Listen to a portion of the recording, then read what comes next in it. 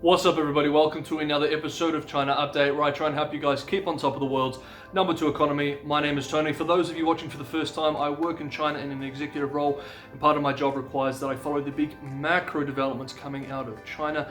That's what we discuss on here. I just film this in my apartment. The content that I produce, I'd be happy handing over to a paying client. So if there's something you're interested in, maybe consider subscribing.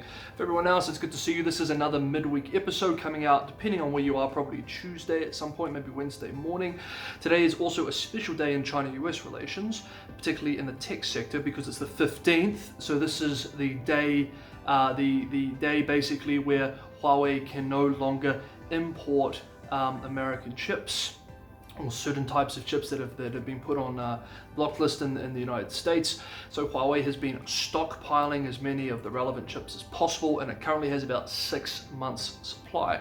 So we're going to have to see what they do over the next few months, whether they hit a brick wall and collapse, or whether they find a way around it, or how they what the next step forward is for them.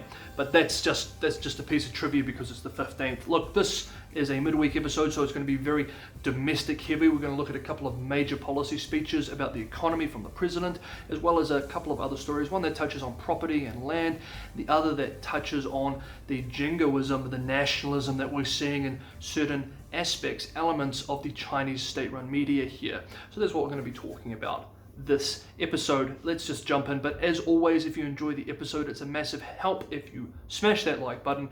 And of course, if you would like to keep this 100% subscriber supported, the link to my Patreon is in the description below. But at any rate, let's just jump into this week's China Update. Okay, first up, there's two major policy speeches that have been made by General Secretary Xi Jinping over the last week or so that I want to look at with you guys. Now, I know this stuff is very, very dry, but it's super important, particularly at this point in time where it looks increasingly likely that the Chinese are going to adopt what they're referring to as a new development model for their economy. So we could see major policy direction changes that are going to pour down into the wider economy and are going to have massive effects, not just for China's economy, but for the global economy over the next few years, especially going to next year when we start the new 5-year plan, the next 5-year plan. Now, these sort of stories aren't as sexy as the other videos you see on YouTube when people talk about the 3 gorges dam bursting this year, or the property market in China crashing in 2017 or 2018 or 2019 or this year. But these are still very important speeches and policy directions that we need to follow. So we're going to jump into a couple this week, and then we'll touch on some of the other stories later in the episode. So last Friday, General Secretary Xi Jinping chaired a very awkwardly titled Symposium of Scientists on the Development of Science and Technology during the 14th 5-year plan, 2021 to 2025 period. That was the name of the event. In his speech at the symposium, General Secretary Xi Jinping clearly identifies his concerns regarding serious vulnerabilities China has due to its reliance on foreign technology and imports generally. He uses very powerful language in his speech, saying things like, our country faces 很多卡脖子技术问题. So this means like many 很多卡脖子. 卡脖子 is like to throttle or to have one's hand over the throat. Faces many technology challenges, and these technology challenges are like a hand or a stranglehold, a throttling effect. It's basically saying that the technology gap, the advanced technology gap between China and the developed world is like a hand on China's throat. And he says fundamental research is simply not keeping pace with developments in developed economies in the West and in Asia. He goes on in his speech to say, quote, at present, China is faced with many practical problems that need to be resolved in the areas of economic and social development, improvement of people's livelihoods, and national defense. For example, in agriculture, many seeds are heavily dependent on foreign countries. Agricultural planting and processing technologies are relatively backward. And in some areas, agricultural surface pollution and heavy metal pollution of arable land are serious. In terms of industry, some key core technologies are controlled by others. Others here basically meaning the US, but others generally as well. And some key components, parts, and raw minerals are dependent on exports. In terms of energy resources, the dependence on foreign oil reaches over 70%. oil and gas exploration and development and new energy technologies are not sufficiently developed. China's population is aging, people's demand for a healthy life is rising, and the lagging development of science and technology in biomedicine, medical equipment, and other fields is becoming more and more prominent. End quote. He argues that technology and science are the keys to dealing with these issues. Quote, "It is important to promote technologies that can make rapid breakthroughs and solve these problems." End quote. Xi Jinping calls for marshalling of state resources to build national laboratories to study scientific and technological breakthroughs across the country.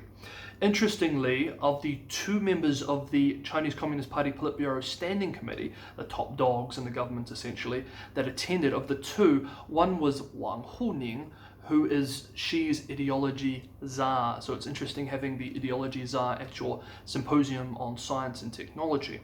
Now, it shouldn't be surprising that a developing economy that wishes to climb the value-added chain would want to promote scientific and technological innovation in a government growth plan.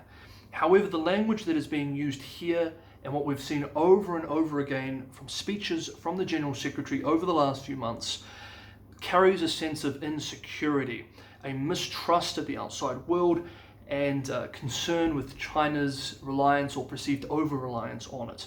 So when we see statements like these or speeches that adopt this sort of language at a symposium that is identifying correctly a need for scientific innovation, does this mean that we're going to see an opening up, whether limited or non-limited, for domestic thinkers, scientists, innovators, and entrepreneurs domestically, as well as an opening that will attract foreign talent in science, technology, engineering, business, whatever, from around the world? Or are we going to see a general policy direction that will result in further traditional closing off from the rest of the world? We shall see, but on this point I am, as always, somewhat pessimistic. So on that point, let's just jump over to another major policy speech that looks more specifically at issues with the economy that Xi Jinping also recently made, a direct call for better logistics for the dual circulation, which we've discussed in detail many times on this on China Update. At the 8th meeting of the Central Committee for Finance and Economic Affairs last week, or the end of last week, over the weekend, General Secretary Xi Jinping stressed that, quote, "Building a modern logistics system should be treated as a critical strategic mission in formulating the new development pattern," end quote, referring to, again, this dual circulation economic model for China that he has been championing for several months now. Whenever we see new development pattern coming from Xi Jinping, he's talking about this new economic model. State-run Xinhua writes, quote, "The meeting underlined the need to step up the improvement of a united domestic market and to ensure high-speed rail and international air freight transport capacity," end quote. At the meeting as well, it was decided that China would build a, quote, "comprehensive modern transportation system by 2035, end quote. In a separate statement at a different event, a top official with the Ministry of Transport explained that this transport system would be composed of 3 networks, quote, "a high-speed network of high-speed railways, expressways, and civil aviation, an aerial network of high-speed rails, national highways and waterways, and oil and gas pipelines, and a basic network of provincial highways, rural highways, regional highways, and general aviation," end quote. The state-run evening news, television news, covered the speech and communicated to its massive domestic audience that this, quote, "new development pattern," end quote, and Xi's calls for modernizing logistics is critical to China's long-term success, saying, quote, "The current domestic and international environment for China's development is complex and severe, and many issues must be planned and promoted for a long-term perspective and at a strategic level," end quote. While this is still very light on details, this all does really sound like we still have years of state-directed, debt-funded, large-scale infrastructure construction ahead of us in the People's Republic. On Monday, the National Bureau of Statistics released its official data on house purchases for the month ending late July. The official data showed that new home prices in the 70 cities that it measures excluding state-subsidized housing, rose 0.56% last month, compared to a 0.47% gain last year in July. Interestingly, despite the increase in house prices generally, Chinese private media company Caixin Media reports that land sales, a major source of local government funding, is slowing. This is mainly due to government efforts to limit the amount of money that are going to property developments. Thus, it is hoped reducing overall financial risk. And while we're on this topic of financial risk, it's also worth touching on some new regulations. On Sunday, the State Council announced new regulations which will require licenses for non-financial companies that are doing business across at least 2 financial sectors, and which are designed as, quote, financial holding companies, end quote, to take effect on the 1st of November.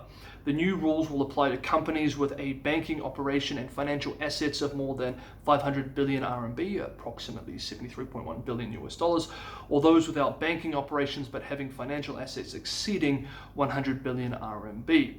The People's Bank of China deputy governor at a separate event told reporters that the new rules were needed to reduce risk, saying, quote, some non-financial companies have expanded blindly, causing risks to mount, end quote. Now, last up, I want to talk about a trend that I am seeing in state-run media.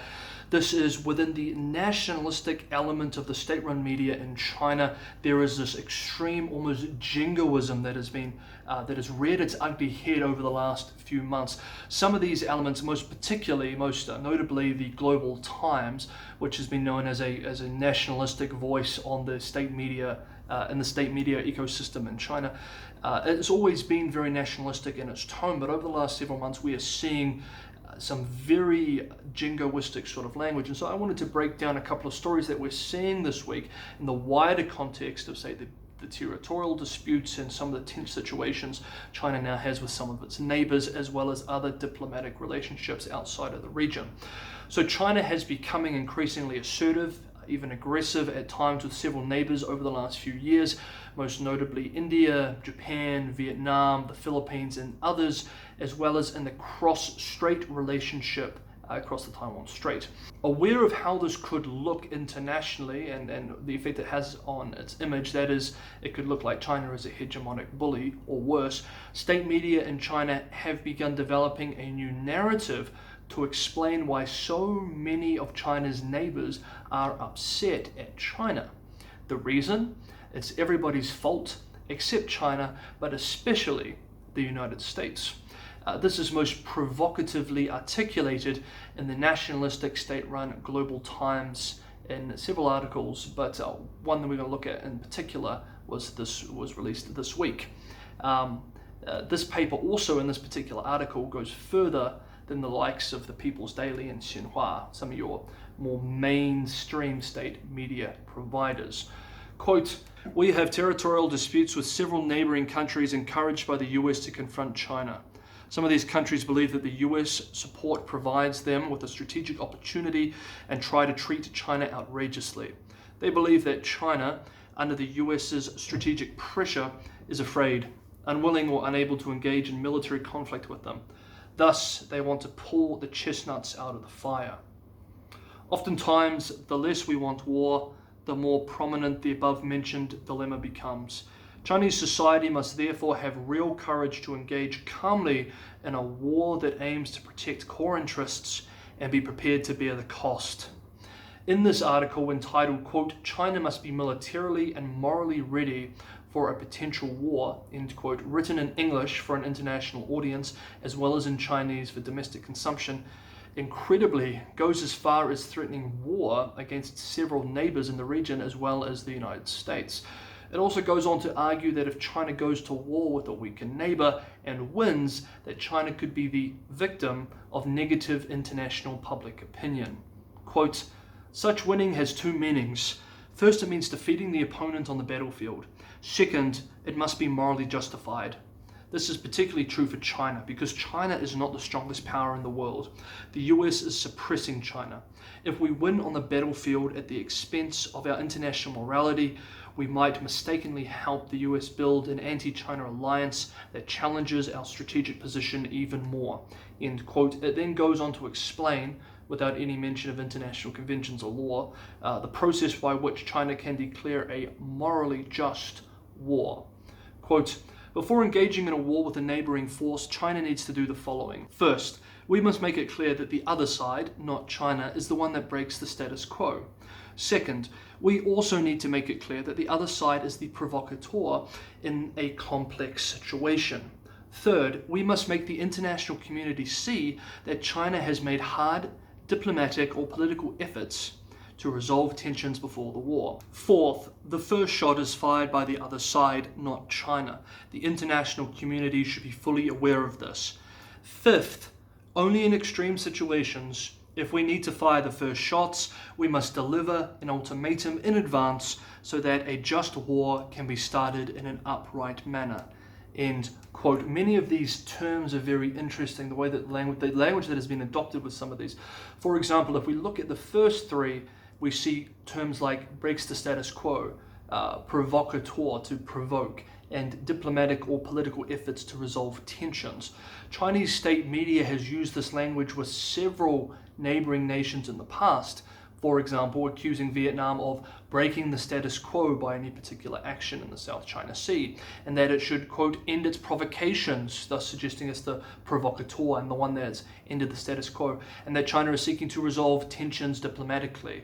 Thus, just through making these statements, they could argue that these first three conditions have been met. The wording of the final two conditions are important too, that, quote, the first shot is fired by the other side, end quote, and, quote, in extreme situations, we need to fire the first shot in certain circumstances, etc. If you've been watching this before, if you've been watching me for a while, these phrases will not be foreign to you. We have discussed the use of these sort of phrases in past episodes that have been adopted by the state media, specifically of late in relation to Taiwan and India. So let me just play for you part of an episode that I've shortened for brevity's sake from a few episodes ago, when I was discussing the narrative that was being produced by Chinese state media in response to the situation on the Sino-Indian border. Now, I'm sorry about the quality of the video. Unfortunately, the way that it's been taped has come across a little bit poor, but this is basically what I said back then, and think about this in the context of these fourth and fifth conditions that I've just identified here. People's Liberation Army Western Theatre Command issued a statement accusing the Indian side of, quote, outrageously firing warning shots, end quote, at Chinese soldiers. The statement included an interesting phrase that India has set a, quote, vile precedent, end quote. This could also prove useful in PR work, as future escalations by firing weapons could be blamed on India, setting the precedent. Indeed, both the state-run Global Times and the People's Daily accused the Indian side of, quote, firing the first shot, end quote, a phrase that we have seen in state media in recent months in relation to Taiwan as well as India, with state media producing articles with titles like, quote, China will not fire the first shot, end quote. This is setting the stage for a narrative that goes something like this. China sought peaceful engagement, but the Indian side forced conflict on us, and we had no choice but to defend ourselves. Now, some argue that the Global Times is tabloid trash and that it doesn't represent the views of the leadership.